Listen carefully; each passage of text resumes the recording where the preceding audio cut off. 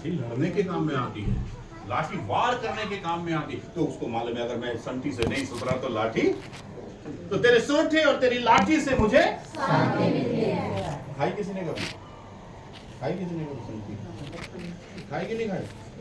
नहीं खाई। आपके मुस्कुराने से पता लग रहा है तो शांति मिली है, दर्द हुआ। लेकिन खुदा का वचन में दाऊद क्या कह रहा है?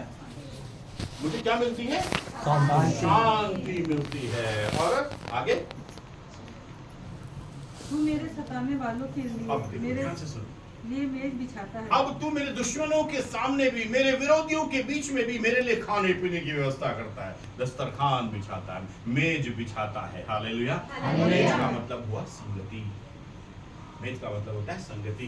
वो क्या कर रहा है कि दुश्मनों के सामने भी तू मुझे एक करता है, मुझे संगति देता है, मुझे सहभागिता देता है, सहपाठिता देता है, और मैं उसमें चलता हूँ। और आगे क्या लिखा है? तूने मेरे सिर पर तेल मला है। फिर तूने मुझे आनंदित किया है, अभिषेक दिया है, तूने मेरे सर पर तेल मला है, और मेरा कटोरा उमड़ रहा है। अच्छा, तेल मला तो क्या होगा? दिल के अंदर तार हिलने लगेंगे। आपको पता है दाऊद गाना गाने वाला था? दाऊद म्यूजिक बजाता था, दाऊद डांस करता था। क्या हो रहा है? जब अभिषेक उसके ऊपर आए, जब तेल उसके ऊपर डेला गया, तो दिल में क्या हो रहा है? क्या लिखा हुआ है? उमड़ रहा है, उमड़ रहा है, उमड़ रहा है। उमड़ते क्या हो रहा है? नाच भी रहा है। कॉन्फिडेंस के साथ परमेश्वर के साथ जुड़ा हुआ है कि वो परमेश्वर के सामने नाचता भी है। और इतना नाचता, एक बार तो बहुत नाचा, एक बार बहुत नाचा। कब नाचा? जब दाऊदपुर में खुदा का तंबू, मिलाप वाले तंबू, संदूक को लेकर आ रहे थे, तो संदूक के आगे आगे क्या था? संदूक मतलब क्या था?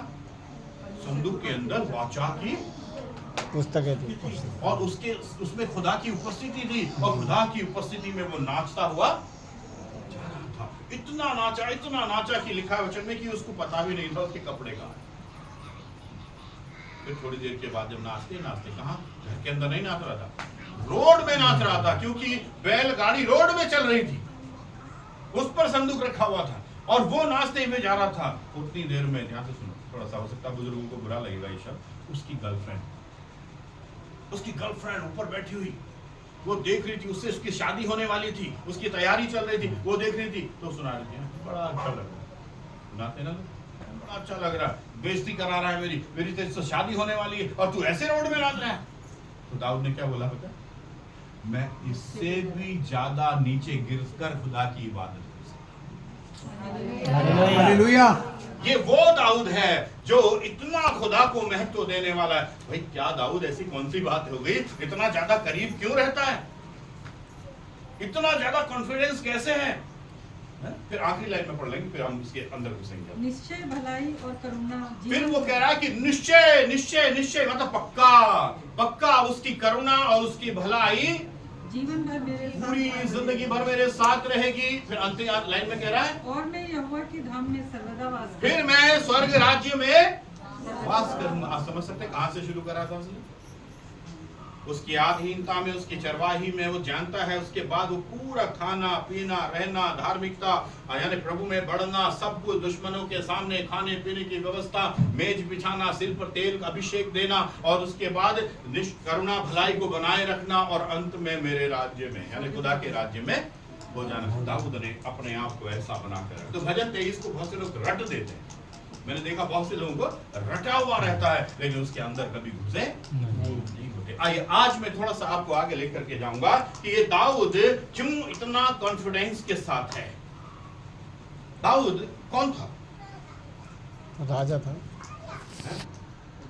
कुछ लोग कह रहे राजा था, क्योंकि हमने उसको राजा के रूप में देखा हुआ। आओ उसके बालकपन में देखें, उसके बालकपन में देखें, जब वो छोटा बच्चा था, जब वो छोटा लहुरा बेटा गोरा चिट्टा है ना, ऐसे 12-15 साल का लड़का, वो अपने घर में अपने पापा के साथ रहता।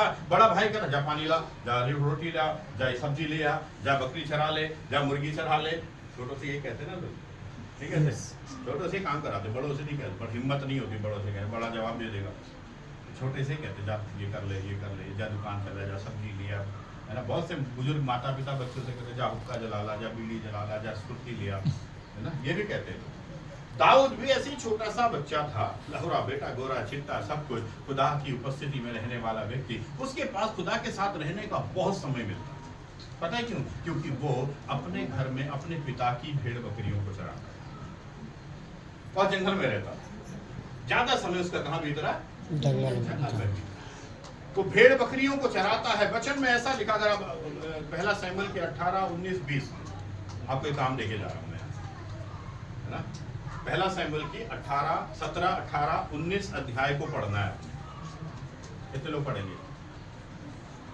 मुझसे वादा मत करना, खुदा से वायदा करना। मुझसे वायदा करके तो भूल भी जाएंगे आप, फिर खुदा से वायदा कर लेना। तो आपको वहां इन कहानियों के बारे में मिलेगा। जब ये दाऊद जंगल में अपनी भेड़ बकरियों को चराता था, तो बकरियों को चराते चराते अचानक से भालू आ जाता है। तो ये अपनी भेड़ों को बचाने के लिए दौड़ पड़ता है और भालू को फाड़ देता है। शेर आ जाता है, अजगर आ जाता है, कई प्रकार के खतरे आ जाते हैं। ये अपनी भेड़ बकरियों की क्यों? बचपन से जानता है, छोटा बच्चा था तभी से जानता है यहोवा मेरा। हमारे बच्चे आज नहीं जानते। एक छोटी सी बात बताऊंगा आपको। मैं एक दिन दुआ कर रहा था, खुदा ने एक दर्शन मुझे दिखाया और उस दर्शन में मैं देख रहा था एक छोटा बच्चा अपने बाप की उंगली ऐसे पकड़ करके चल जा रहा है। बाप आगे आगे जा रहा है, बेटा पीछे पीछे चल रहा है। लेकिन बेटा जैसे बाप चल रहा है ऐसे नहीं चल रहा। बेटा ऐसे पैरों को लड़खड़ाते हुए, रगड़ते हुए, इधर उधर ढोलते ऐसे ऐसे चल रहा था, लेकिन हाथ उसने बहुत टाइट से पकड़ा हुआ था। तो मैं उस दर्शन से बाहर आया, मैंने उसके बारे में जानकारी हासिल की। तो खुदा के ओर से मुझे ये पैगाम मिला कि तू अपने आप को ऐसा समर्पण कर दे, ऐसे खुदा की उंगली को पकड़ ले कि तू बेढंगे भी चलेगा तो तू गिरेगा नहीं, क्योंकि तूने उंगली किसकी पकड़ी है? अपने बाप की उंगली पकड़ी है। वैसे ही दाऊद ने भी अपने जो सगा बाप था उसकी उंगली को नहीं पकड़ा हुआ था। उसने उंगली किसकी पकड़ी थी? सेनाओं के यहोवा परमेश्वर की उंगली को पकड़ा हुआ था और उसी में वो चलता था, प्रार्थना करता, गीत गाता, भजन गाता। बचपन से ही उसके अंदर परमेश्वर की इबादत करने का एक स्वभाव। आज हमारे बच्चे थोड़ा सा दूर हो गए। हमारे बच्चे आज प्रभु की आराधना में नहीं है। आप जितने यहाँ बड़े लोग बैठे हुए, आपके बच्चे यहाँ नहीं है। हो सकता है वो स्कूल गए होंगे, लेकिन अधिकांश समयों में बच्चे आते नहीं है। हम भी कहते हैं जब छोड़ बच्चों को, यार हम तो जाते। आओ बच्चों को पहले आगे। तो यीशु मसीह ने कहा छोटे बच्चों को मेरे पास आने दो, उन्हें मना, क्योंकि स्वर्ग का राज्य। दाऊद को तो पहले ही समझ में आ गई थी ये बात, इसलिए कहता मैं उसके धाम में सर्वदा वास करूंगा। इसलिए वो उसके साथ साथ चलता रहता है, खौफ खतरों से बचा हुआ आगे बढ़ता रहता है। 17 अध्याय में एक खास कहानी बनी।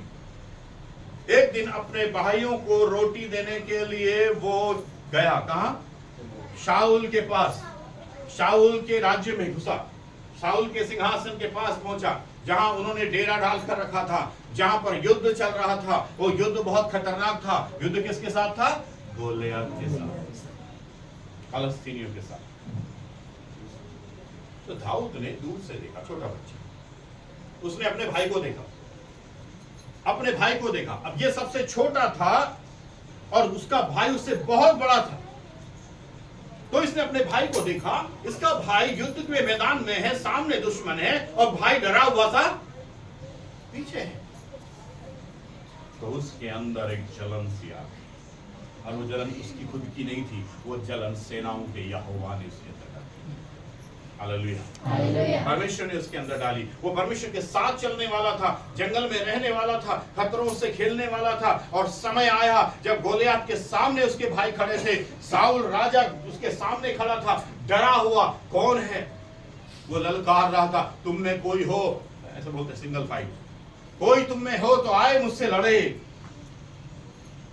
तो गोलियत की आवाज सुनकर सब थरथरा रहे थे, डर रहे थे।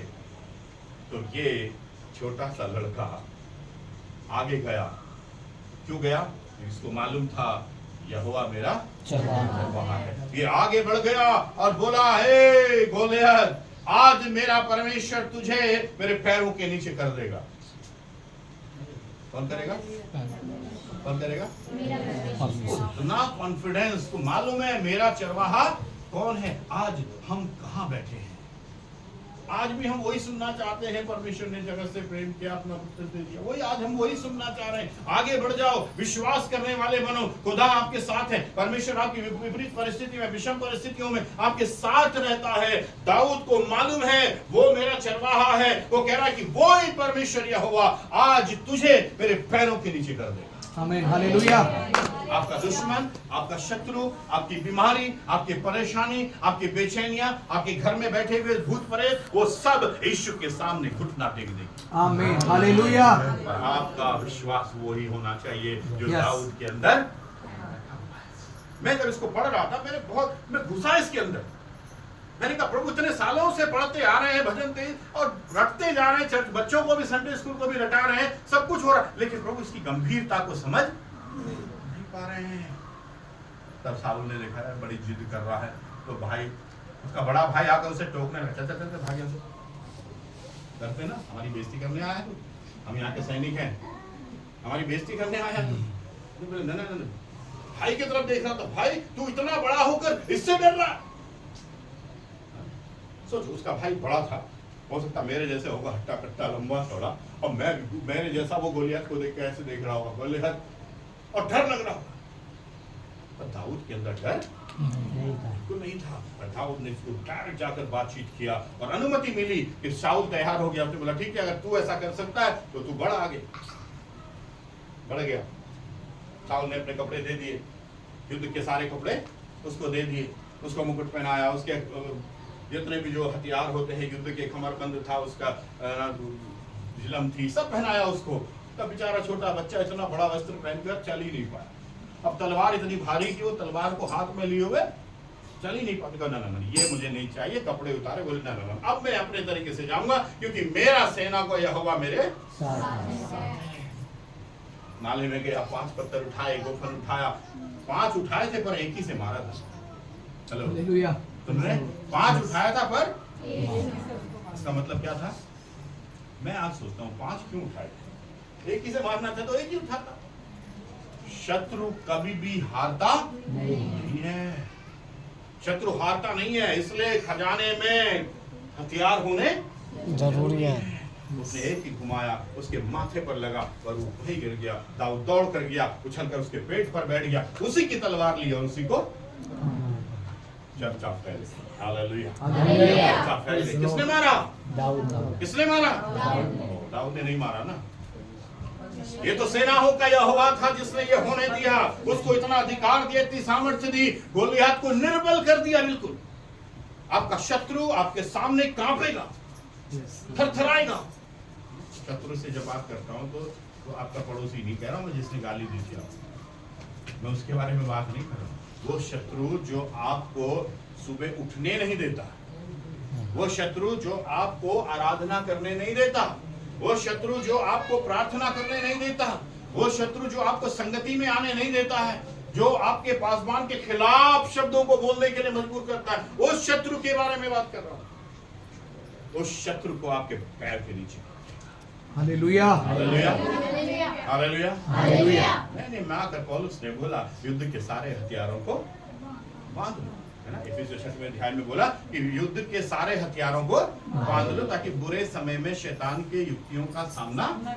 तो शैतान प्रकट रूप में बड़ी सींग और बड़े दांत लेकर नहीं आता है, वो युक्ति करके घुसता है, योजना करके घुसता है। और जब आपके अंदर घुस जाता है, आप क्योंकि हथियार है नहीं, हथियार तो है नहीं, दाऊद जैसा दृढ़ संकल्प या दृढ़ विश्वास है नहीं, तो इसलिए हम क्या हो जाते हैं? हार जाते हैं। तो कहते हैं हाय होए, है ना।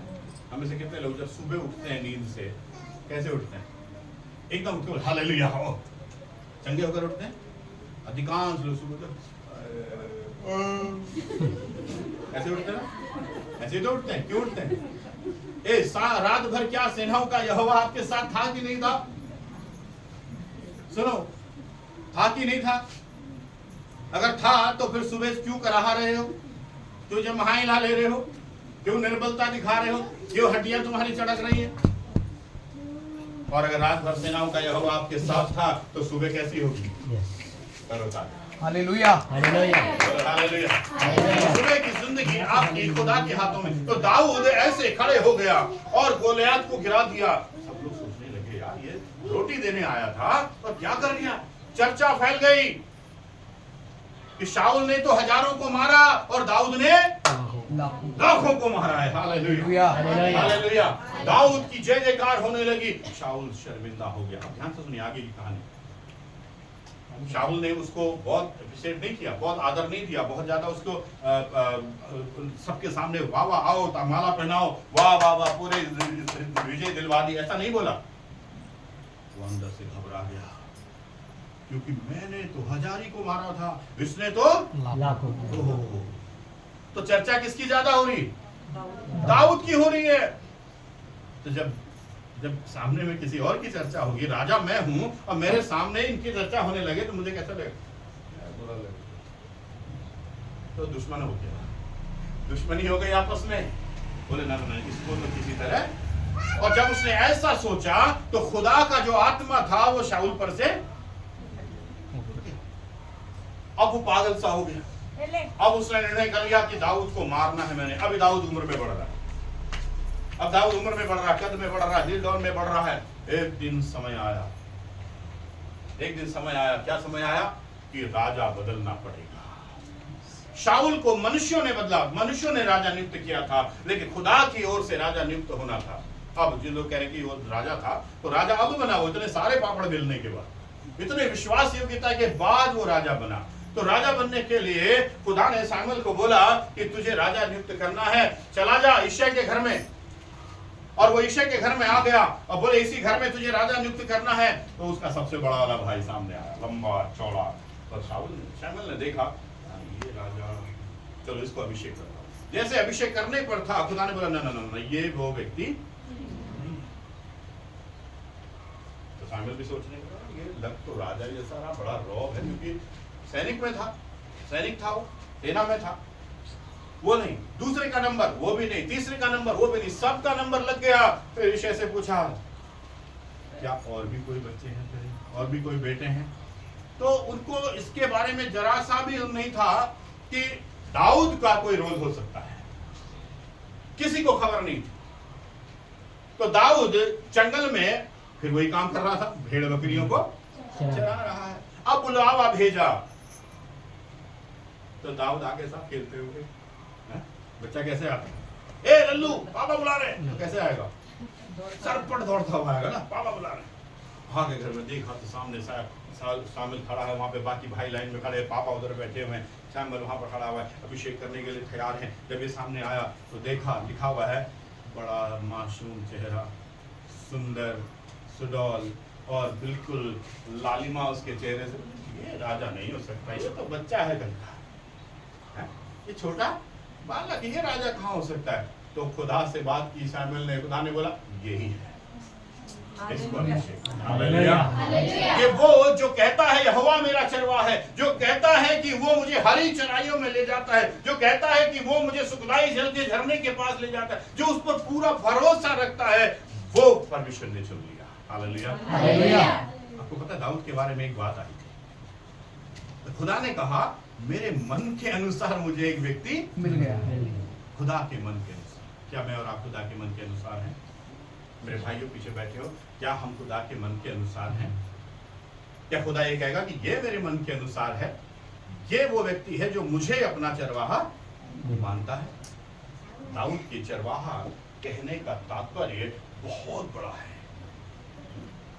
आज हम कहते हैं ना यीशु मसीह प्रभु है, कितने लोग कहते हैं? हम में से कितने लोग कहते हैं यीशु मसीह प्रभु है? नहीं कहते हैं आप कहते हो? निराश में तो इधर उधर मत जाओ, ख्यालों में मत खो कोई, है ना? कोई भेड़ बकरी याद तो नहीं आ रही? गाय बांध कर आए हैं, भैंस बांध कर आए हैं। हाँ, क्या कह रहा है? हम क्या कह रहे हैं? यीशु मसीह मेरा प्रभु है। तो बाइबल में ये कहती है बिना पवित्र आत्मा के कोई कह नहीं सकता कि यीशु प्रभु है। लेकिन शब्दों में तो हर कोई कह सकता है, लेकिन प्रभु तो वो तब होता है जब आप उसको अपने ऊपर प्रभुता करने देते हैं। यीशु मेरा राजा है, चरनी में बैठो, अच्छा ये तो बोलते हैं ना, लोग क्या बोलते हैं, यीशु मेरा राजा है, पर कहाँ बैठो, यीशु को क्या बोलते हैं, राजा को कहाँ बैठाते हैं। अब क्रिसमस आने वाला है, अब क्रिसमस आएगा तो लोग कहाँ बैठाएंगे उसको, चरनी। राजा कहाँ बैठेगा, ये राजा चरनी में नहीं है, राजा चरनी में नहीं है, राजा कहाँ है, हमारे दिल में है। हालेलुया। राजा अगर हमारे दिल में होगा तो वो राजा हम पर राज्य करेगा, तो आप चूं भी नहीं कर सकते। आओ प्रभु राज्य करो, राज्य करो, प्रभुता करो। जब उसको आप प्रभुता करने दें